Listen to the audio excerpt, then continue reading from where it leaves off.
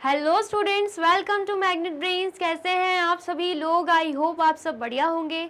आज की video start करने से पहले मैं आपको बता देती हूँ, मैग्नेट ब्रेन्स आपको प्रोवाइड कराता है free of cost quality education from class के टू क्लास 12th। जी हाँ, सही सुना आपने, किंडरगार्टन से लेकर क्लास 12 तक की कराई जाती है आपको कंप्लीट एजुकेशन, वो भी free of cost provide.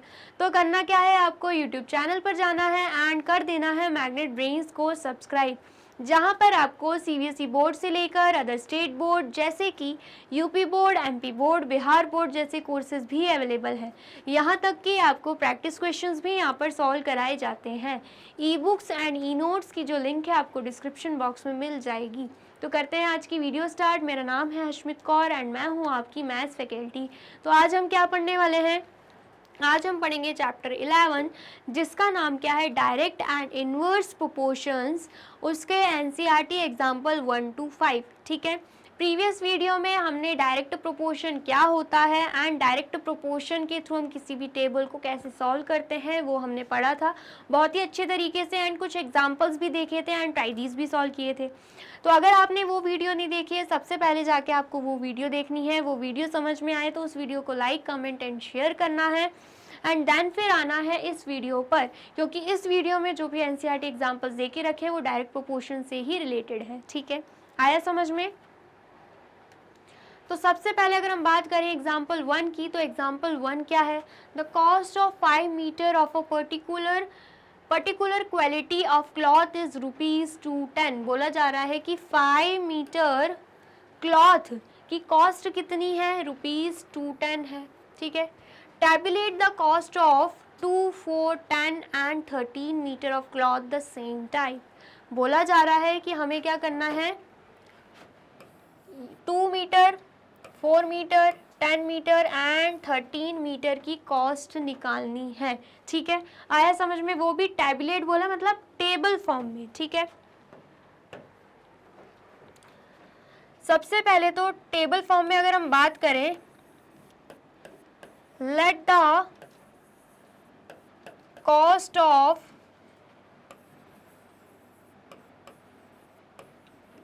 Cloth be Y. हम कॉस्ट क्या मान रहे हैं? वाई मान रहे हैं। ठीक है, आया समझ में?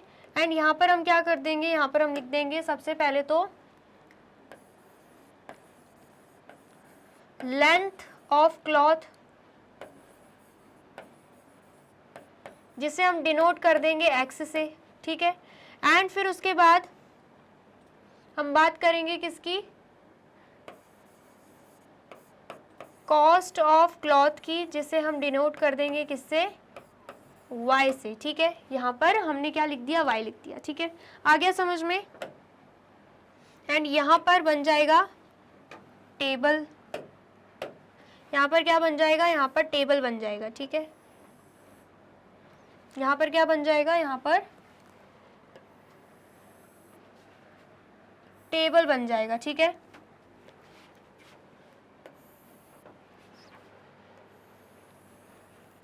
तो सबसे पहले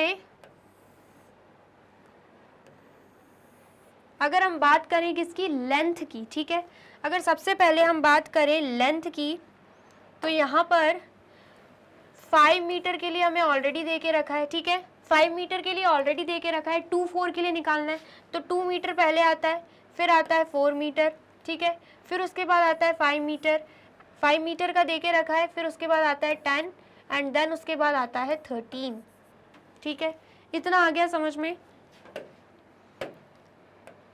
2 मीटर का निकालना है, 4 मीटर का भी निकालना है, 5 का दे के रखा है एंड देन उसके बाद हमें 10 का भी निकालना है एंड 13 का भी निकालना है। ठीक है, आ गया समझ में? जल्दी से बताइए, इतना समझ में आया आपको?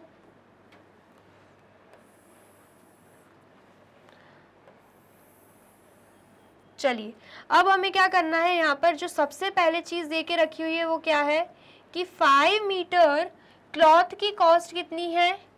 ₹210 है। ठीक है, तो यहाँ पर हम क्या लिख देंगे? 5 मीटर की जगह यहाँ पर हम लिख देंगे 210। ठीक है, इतना आ गया समझ में? 5 मीटर क्लॉथ की कॉस्ट है 210। ठीक है, ₹210। हमें क्या निकालना है? 2 मीटर क्लॉथ की कॉस्ट निकालनी है, ठीक है।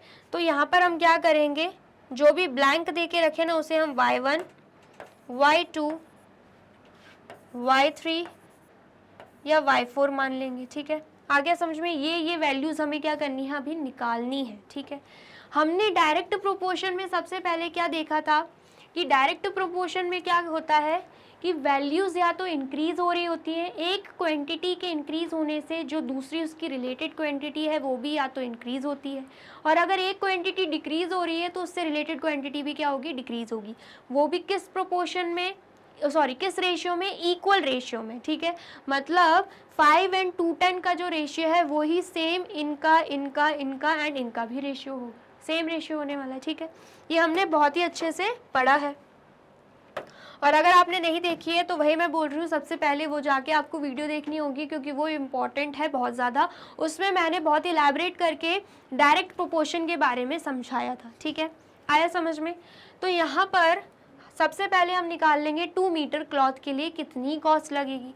तो यहाँ पर हम 2/y1 को किसके इक्वल लिख लेंगे, 5/210 के इक्वल लिख लेंगे, क्योंकि दोनों का ही रेशियो क्या आने वाला है, इक्वल आने वाला है। मैंने आपको प्रीवियस वीडियो में भी बताया था XY जो है वो k रहता है, मतलब कांस्टेंट रहता है, रेशियो क्या रहता है, इक्वल रहता है, चेंज नहीं होता है, ठीक है, कांस्टेंट रहता है रेशियो, ठीक है। तो यहाँ पर निकालना क्या है हमें, y1, हम क्या करेंगे, y1 को अपोजिट साइड भेज देंगे, ठीक है। देन उसके बाद 2 है, यहाँ पर हम क्या करेंगे, 210 डिवीजन में दिख रहा है, हम उसे मल्टीप्लिकेशन फॉर्म में भेज देंगे, मतलब अपोजिट साइड भेज देंगे, तो वो ऑलरेडी मल्टीप्लिकेशन में हो जाएगा। 5 हमें दिख रहा है किस में, न्यूमरेटर में, तो हम अपोजिट साइड भेजेंगे तो डिनोमिनेटर में हो जाएगा, ठीक है। इतना आ गया समझ में। अब हम क्या करेंगे, अब हम सॉल्व कर देंगे, तो आंसर क्या आएगा यहाँ पे, 5 1 ज़ा 5 एंड यहाँ पर क्या आएगा, 5 4 ज़ा 20 एंड 1 कैरी जाएगी, 5 2 ज़ा 10। अब हमें क्या करना है, 42 को 2 से मल्टीप्लाई कर देना है, तो यहाँ पर y1 की वैल्यू क्या आएगी, ₹84। क्या आ रही है वैल्यू, ₹84 आ रही है। मतलब अगर 2 मीटर क्लॉथ है तो उसकी कॉस्ट कितनी लगेगी, ₹84, ठीक है। आगे समझ में। अब हमें क्या करना है, नेक्स्ट हम निकाल लेंगे 4 मीटर क्लॉथ के लिए, ठीक है। अब हम किसके लिए निकालेंगे, 4 मीटर क्लॉथ के लिए।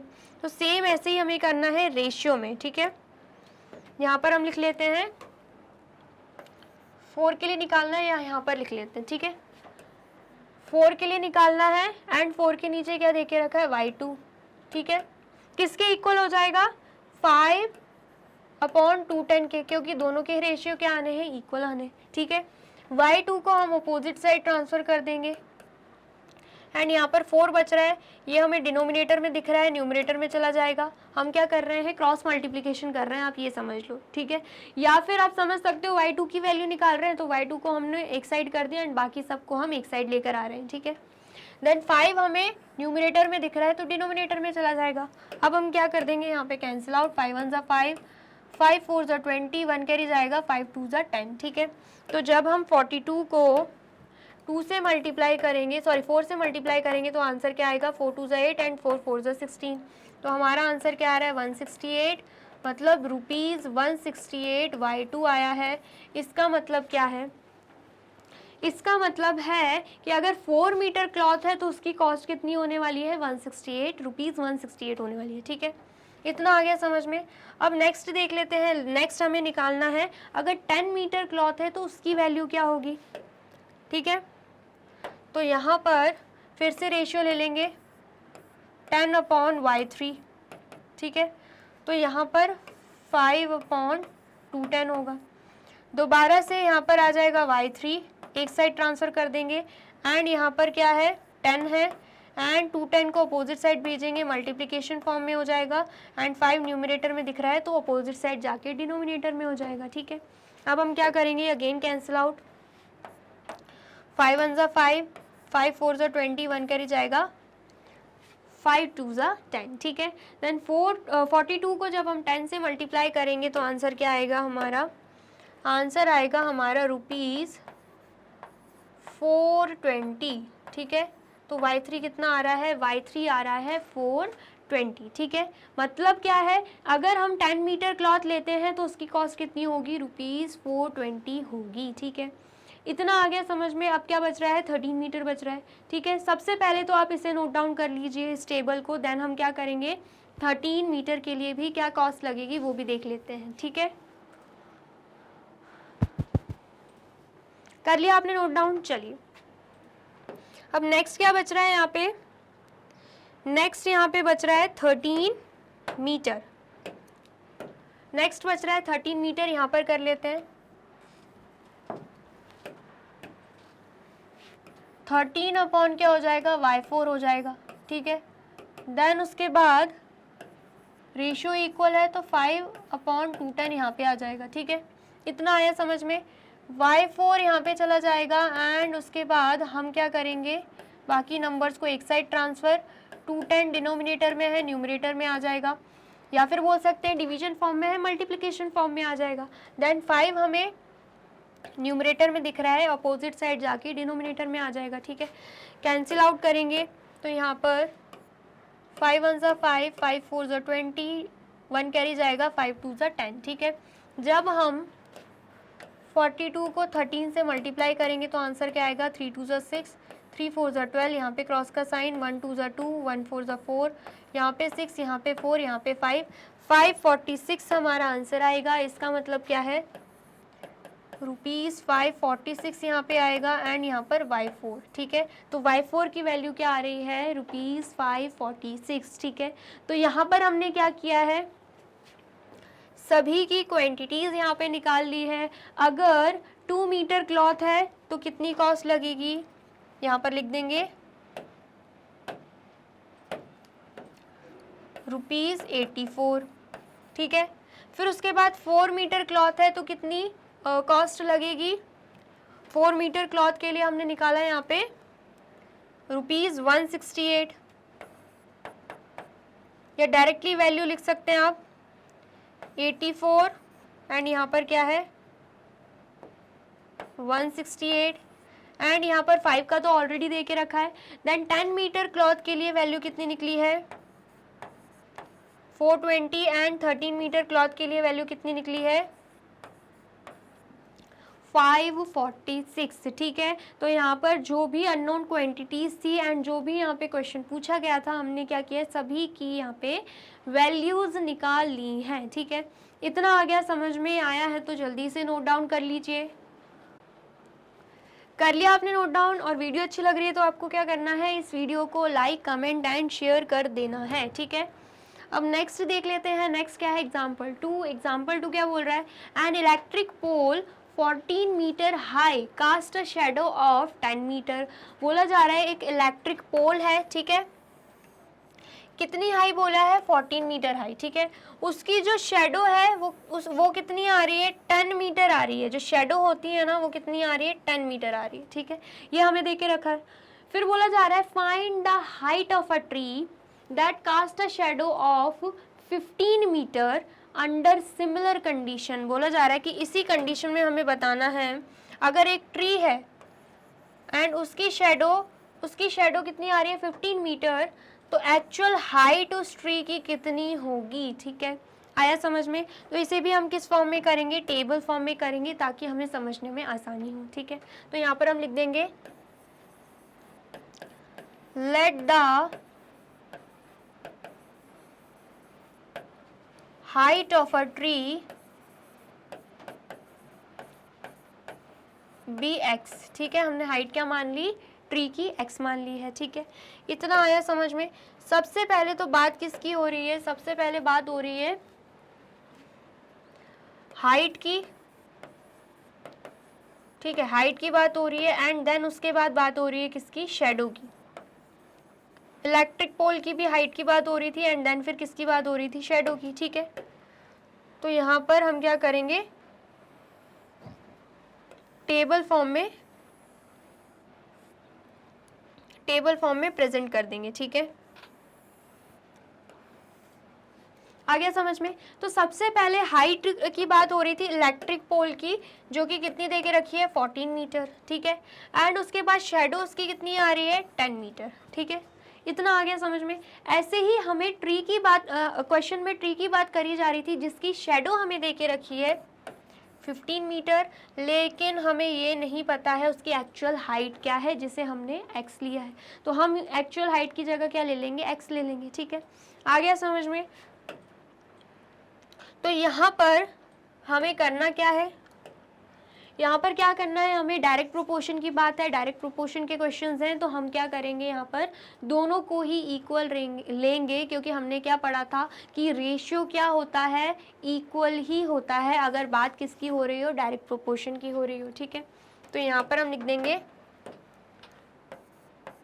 14/10 इज इक्वल टू x/15। ठीक है, इतना आया समझ में। तो सबसे पहले क्रॉस मल्टीप्लिकेशन अगर हम करते हैं तो 14 मल्टीप्लाई बाय 15 हो जाएगा, 15 चला जाएगा इस साइड। ठीक है, एंड 10 मल्टीप्लाई बाय x हो जाएगा, मतलब 10x हो जाएगा।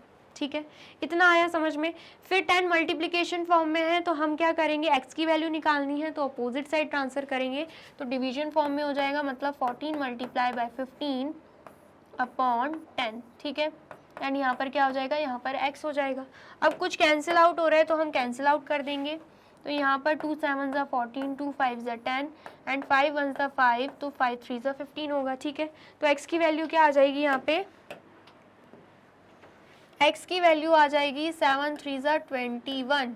ठीक है, क्या आ रही है x की वैल्यू, 21 आ रही है, एंड साथ में हम क्या लगा देंगे, मीटर लगा देंगे। इसका मतलब क्या है, ट्री की हाइट कितनी होगी, ट्री की हाइट हो जाएगी 21 मीटर। ठीक है, इतना आ गया समझ में। तो यहाँ पर हम लिख देंगे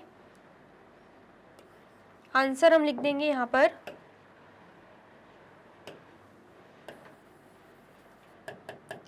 the height of a tree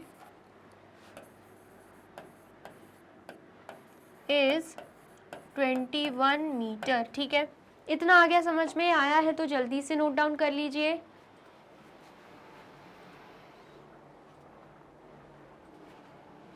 कर लिया आपने नोट डाउन। चलिए अब नेक्स्ट देखते हैं। नेक्स्ट क्वेश्चन क्या है, एग्जाम्पल थर्ड। एग्जाम्पल थर्ड क्या है, if the weight of 12 sheets of thick paper is 40 ग्राम। बोला जा रहा है अगर 12 शीट्स हैं उनका वेट कितना देके रखा है, 40 ग्राम देके रखा है।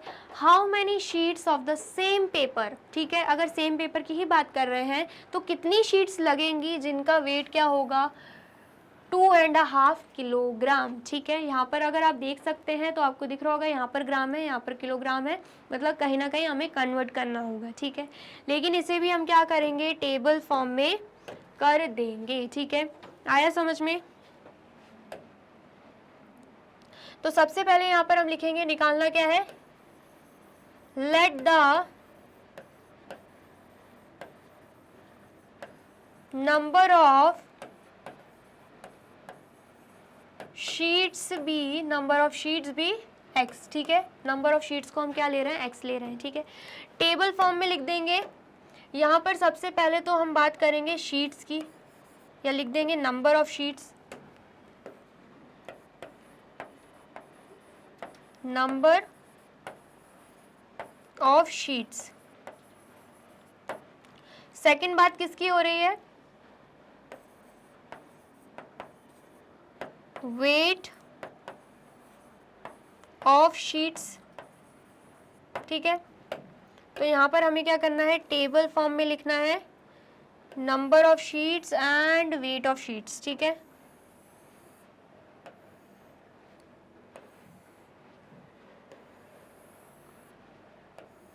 ठीक है, आगे समझ में। तो सबसे पहले 12 शीट्स की बात हो रही थी, तो यहाँ पर 12 था। ठीक है, 12 शीट्स का कितना वेट दे के रखा है, 40 ग्राम, तो यहाँ पर हमने क्या लिख दिया, 40 ग्राम लिख दिया। ठीक है, फिर ऐसे अगर हम बात करें कि वेट अगर शीट्स का कितना है, 2.5 किलोग्राम, तो कितनी शीट्स होंगी, तो उसके लिए हम क्या करेंगे, सबसे पहले तो किलोग्राम टू हम क्या कर देंगे, ग्राम में कन्वर्ट कर देंगे। 2.5 बोला जा रहा है। ठीक है, 2.5 बोला जा रहा है, मतलब 2.5 की बात हो रही है, 2.5 kg की यहाँ पे बात हो रही है। ठीक है, हमें पता है 1 kg में 1000 ग्राम होते हैं, तो 2.5 kg में 2.5 मल्टीप्लाई बाय 1000 ग्राम हो जाएगा।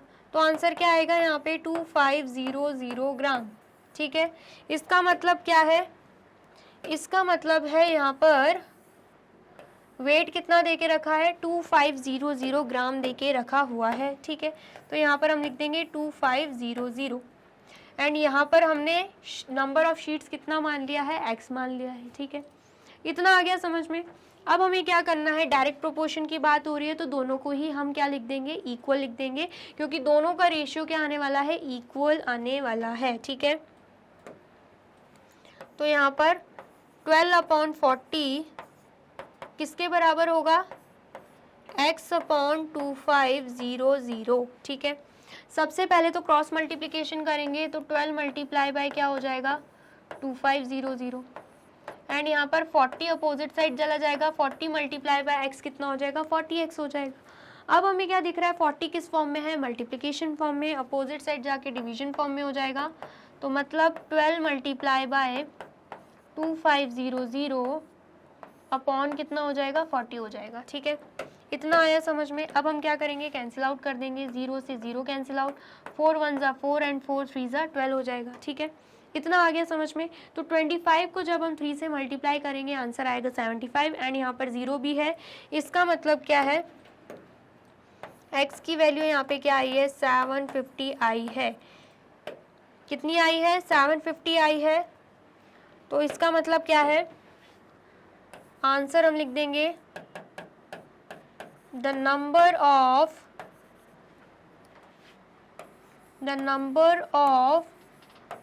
sheets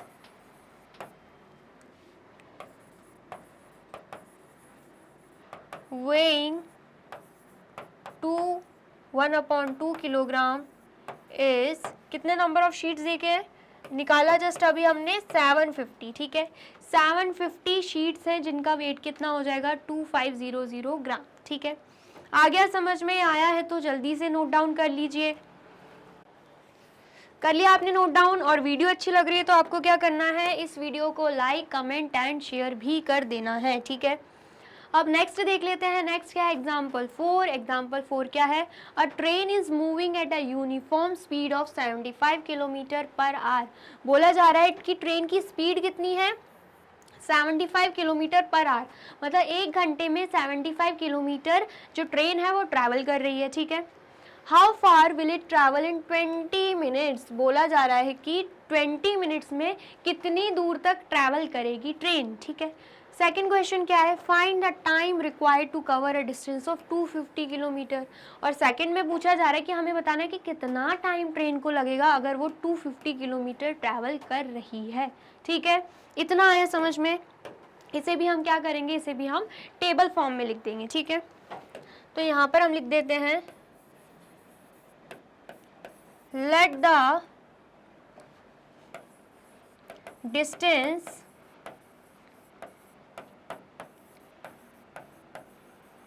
traveled by train in 20 minutes be x and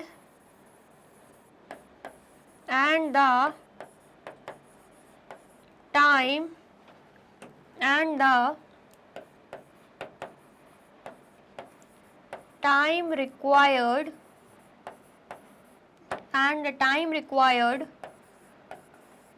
to cover a distance and the time required to cover a distance of 250 kilometre be Y. ठीक है, ये आ गया समझ में। अब हमें क्या करना है, टेबल यहाँ पर हम क्रिएट कर देंगे। ठीक है, सबसे पहले तो बात किसकी हो रही है, बात हो रही है डिस्टेंस की, एंड देन उसके बाद किसकी बात हो रही है, टाइम की। डिस्टेंस एंड टाइम की यहाँ पे क्या हो रही है, बात हो रही है। ठीक है,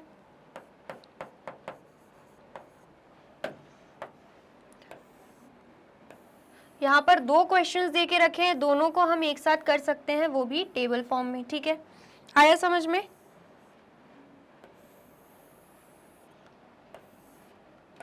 सबसे पहले तो हमें क्या देके रखा है, सबसे पहले हमें देके रखा हुआ है कि 75 किलोमीटर ट्रेन ट्रैवल कर रही है, वो भी आवर में, मतलब 1 आवर में।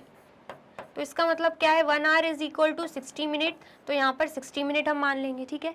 मतलब 75 किलोमीटर 60 मिनट में ट्रैवल कर रही है ट्रेन, ठीक है। देन उसके बाद पूछा जा रहा है कि 20 मिनट में कितना डिस्टेंस ट्रैवल करेगी, तो यहाँ पर हम ले लेते हैं x, ठीक है। अभी हमें निकालना है। फिर उसके बाद बोला जा रहा है सेकेंड क्वेश्चन में कि अगर 250 किलोमीटर डिस्टेंस ट्रैवल करना है ट्रेन को तो कितना टाइम लगेगा, तो टाइम को हमने क्या माना है y, तो यहाँ पर भी हम क्या लिख देंगे, y लिख देंगे, ठीक है। इतना आया समझ में? अब हमें क्या करना है, सबसे पहले तो हम ये निकाल लेते हैं कि 20 मिनट में कितना डिस्टेंस ट्रैवल करेगी, ठीक है, मतलब x निकाल लेते हैं। उसके लिए हम क्या करेंगे, 75/60 इज इक्वल टू x/20 कर देंगे, क्योंकि रेशियो हमें पता है सेम ही आना है, ठीक है। तो यहाँ पर 75/60 इज इक्वल टू x/20 कर देंगे, ठीक है। इतना आया समझ में? देन उसके बाद क्रॉस मल्टीप्लिकेशन होगा, तो यहाँ पर 75 मल्टीप्लाई बाय 20 हो जाएगा, एंड यहाँ पर 60 मल्टीप्लाई बाय x करेंगे तो कितना आएगा, 60x आएगा, ठीक है। इतना आ गया समझ में? देन उसके बाद यहाँ पर हमें दिख रहा है 60 मल्टीप्लिकेशन फॉर्म में x की वैल्यू निकालनी है, तो 60 को अपोजिट साइड ट्रांसफर कर देंगे तो डिवीजन फॉर्म में हो जाएगा, ठीक है। तो यहाँ पर 75 मल्टीप्लाई बाय 20 डिवाइडेड बाय क्या कर देंगे, 60 कर देंगे, and is equal to x हो जाएगा, ठीक है। अब हम क्या करेंगे, कैंसिल आउट कर देंगे, 0 से 0 कैंसिल आउट, 2 1 2, 2 3 6, एंड 3 1 3, एंड यहाँ पर क्या आएगा, 3 2 6, 1 कैरी जाएगा, 3 5 15। तो x की वैल्यू क्या आ रही है, x की वैल्यू आ रही है यहाँ पे 25, ठीक है। x की वैल्यू आ रही है 25, एंड साथ में क्या लग जाएगा, किलोमीटर। इसका मतलब क्या है, 20 मिनट्स में 25 किलोमीटर ट्रेन जो है वो ट्रैवल करेगी, ठीक है। इतना आ गया समझ में? अब नेक्स्ट क्या बचा है, नेक्स्ट हमें निकालना है y, मतलब अगर ट्रैवल कर रही है ट्रेन 250 किलोमीटर तो उसको कितना टाइम लगेगा।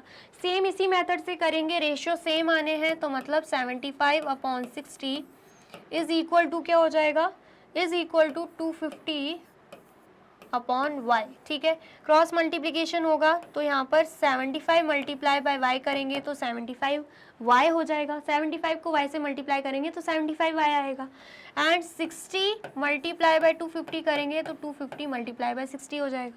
अब 75y हमें किस फॉर्म में दिख रहा है, मल्टीप्लिकेशन फॉर्म में, हम अपोजिट साइड ट्रांसफर कर देंगे तो डिवीजन फॉर्म में हो जाएगा, मतलब 250 मल्टीप्लाई बाय 60 डिवाइडेड बाय 75, ठीक है। इतना आया समझ में? अब हमें क्या करना है, अब हमें कैंसिल आउट कर देना है, तो हम कैंसिल आउट करेंगे। सबसे पहले तो 3 की टेबल से हो जाएगा, 3 2 6, 1 कैरी जाएगा, 3 5 15, एंड 3 2 6, एंड यहाँ पे 0, ठीक है। देन यहाँ पर 5 4 20, 5 5 25, देन यहाँ पर 5 1 5, एंड 5 5 25, एंड यहाँ पे 0, ठीक है। देन उसके बाद y की वैल्यू क्या आ रही है, यहाँ पे y की वैल्यू आ रही है 50 मल्टीप्लाई बाय 4, 200। इसका मतलब क्या है, यहाँ पर 200 मिनट लग जाएंगे ट्रेन को, वो भी 250 किलोमीटर ट्रैवल करने के लिए, ठीक है। आ गया समझ में? तो यहाँ पर आप आंसर लिख दोगे, the distance travelled by train in 20 minute is 25 kilometre, and the time required to cover a distance of 250 kilometre is 200 minute, ठीक है। आ गया समझ में? अगर आपको इसे आवर्स में कन्वर्ट करना है, आप इसे आवर्स में भी कन्वर्ट कर सकते हो, जैसे कि हमें पता है 1 minute is equal to 1/60 hour होता है, ठीक है। देन उसके बाद 200 minute is equal to 200/60 hours हो जाएगा, ठीक है। आया समझ में? डिवाइड करेंगे 200 को 60 से, तो यहाँ पर हमें क्या मिलेगा, 60 3 ज़ा 180, एंड रिमाइंडर क्या आ रहा है 20, तो इसका मतलब क्या है 3 आवर्स 20 मिनट, क्या आ रहा है यहाँ पे 3 आवर्स 20 मिनट। इसका मतलब क्या है, 250 किलोमीटर ट्रैवल करने के लिए ट्रेन को 3 आवर्स 20 मिनट लग जाएंगे। ठीक है, इतना आ गया, समझ में आया है तो जल्दी से नोट डाउन कर लीजिए। कर लिया आपने नोट डाउन? चलिए अब नेक्स्ट देख लेते हैं। नेक्स्ट क्या है, नेक्स्ट है example 5। The scale of a map is given as 1:300000000। ठीक है, 2 cities are 4 centimetre apart on the map. क्या बोला जा रहा है कि सबसे पहले तो स्केल देके रखा हुआ है। स्केल क्या देके रखा है, 1 रेशियो एंड ये क्या है, ये जो मैप में 1 सेंटीमीटर है उसका स्केल देके रखा है। यहाँ पे आप देख सकते हो मैप में क्या दिख रहा है, जो मैप में 1 सेंटीमीटर का डिस्टेंस है उसे एक्चुअल में अगर हम देखें तो 300 किलोमीटर माना जा रहा है। जैसे कि ये मैप है, ठीक है, यहाँ पर है मध्य प्रदेश, ठीक है, एंड यहाँ पर क्या है, मुंबई सपोज कीजिए। ठीक है, तो यहाँ पर अगर हम देख पा रहे हैं दोनों में डिस्टेंस कितना है, मैप में 1 सेंटीमीटर, तो हम क्या देखेंगे कि एक्चुअल डिस्टेंस क्या है, actual distance Madhya Pradesh and Mumbai का है 300 किलोमीटर। ठीक है, तो ये एक्चुअल डिस्टेंस दे के रखा हुआ है एंड ये क्या है, जो मैप में डिस्टेंस है, मैप में जो दूरी है। ठीक है, आया समझ में? तो यहाँ पर क्या देके रखा है, 2 cities are 4 centimetre apart on the map. Map में 2 cities 4 सेंटीमीटर अपार्ट है, मतलब 4 सेंटीमीटर की दूरी में है। ठीक है, find the actual distance between them. हमसे बोला जा रहा है कि हमें क्या करना है, एक्चुअल डिस्टेंस पता करना है कि अगर मैप में 4 सेंटीमीटर की दूरी में है तो एक्चुअल डिस्टेंस में मतलब कितना डिस्टेंस होगा उन दोनों सिटीज़ में। ठीक है, आ गया समझ में? तो सबसे पहले यहाँ पर हम लिख देंगे मैप के अकॉर्डिंग एंड देन उसके बाद मैप डिस्टेंस लिख देते हैं एंड एक्चुअल डिस्टेंस लिख देंगे। ठीक है, यहाँ पर भी हम क्या बना लेंगे, टेबल बना लेंगे, map distance and actual distance. ठीक है, इतना आया समझ में? सबसे पहले यहाँ पर क्या लिख देंगे, लेट द एक्चुअल डिस्टेंस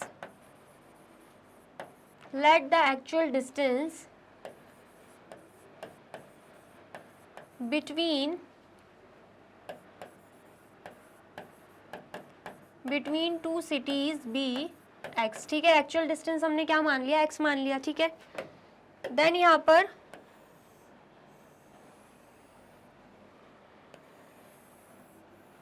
ठीक है, देन यहाँ पर हम क्या बना रहे हैं, अभी टेबल फॉर्म में बना रहे हैं ताकि हमें करने में क्या हो, आसानी हो। ठीक है, आ गया समझ में? तो यहाँ पर हम लिख देते हैं, अगर मैप में 1 सेंटीमीटर दे के रखा है तो उसका मतलब क्या है, 300 किलोमीटर, जिसमें कितने जीरो दिख रहे हैं, 1 2 3 4 5 6 7। ठीक है, 1 2 3 4 5 6 7। ठीक है, इतना आया समझ में? देन अगर हम बात करें 4 सेंटीमीटर की, तो यहाँ पर एक्चुअल डिस्टेंस कितना होगा, तो हम किससे डिनोट कर रहे हैं, एक्स से डिनोट कर रहे हैं। ठीक है, एंड साथ में हमें पता है दोनों के बीच में कैसा रिलेशन है, डायरेक्ट प्रोपोर्शन का। तो हम क्या करेंगे, यहाँ पर लिख देंगे 1/300000000 इज इक्वल टू 4/x। ठीक है, अब हम क्या करेंगे, क्रॉस मल्टीप्लिकेशन करेंगे, 1 को x से मल्टीप्लाई करेंगे तो आंसर क्या आएगा, x ही आएगा, एंड उसके बाद 4 को हम मल्टीप्लाई कर देंगे 3000000 से। ठीक है, आ गया समझ में? तो यहाँ पर आंसर क्या आ रहा है, x is equal to 4 3 12 and zeros कितने हैं, जीरोस हैं यहाँ पर 7। ठीक है, इतना आ गया समझ में? तो ये रेशियो अब निकल गया है, x की वैल्यू क्या आई है, 1 2 0 0 0 0 0 0 0। ठीक है, इतना आ गया समझ में? अब हम क्या करेंगे, यहाँ पर जो 1 2 0 0 0 0 0 0 0 दिख रहा है ना, ये किस में है, ये सेंटीमीटर में है। हम क्या कर देंगे, उसे किलोमीटर में कन्वर्ट कर देंगे। ठीक है, आया समझ में? हम क्या करेंगे, किलोमीटर में कन्वर्ट कर देंगे। तो यहाँ पर 1 centimetre is equal to 1 upon 1,000,000 kilometre होता है, ठीक है। ये फॉर्मूला रहता है, ठीक है, सेंटीमीटर टू अगर हम किलोमीटर में कन्वर्ट कर रहे हैं। तो अगर हमें यहाँ पे 1 2 एंड साथ में 7 जीरोस दे के रखे हैं, ठीक है, कितने जीरो, 7 जीरोस दे के रखे हैं, तो हम क्या करेंगे, उसे डिवाइड कर देंगे किससे, 1,0,0,0,0 से, ठीक है। आया समझ में, साथ में क्या लग जाएगा, साथ में यहाँ पे किलोमीटर लग जाएगा, ठीक है। अब हमें क्या करना है, अब हमें कैंसिल आउट करना है। इस 50 से हम क्या करेंगे, इस 50 को कैंसिल आउट कर देंगे। तो यहाँ पर आंसर क्या आ रहा है, यहाँ पे आंसर आ रहा है 1200 किलोमीटर, ठीक है। तो इसका मतलब क्या है, अगर मैप में 4 सेंटीमीटर की दूरी है तो एक्चुअल डिस्टेंस क्या होगा, तो एक्चुअल डिस्टेंस हो जाएगा 1200 किलोमीटर। तो यहाँ पर हम लिख देंगे आंसर, द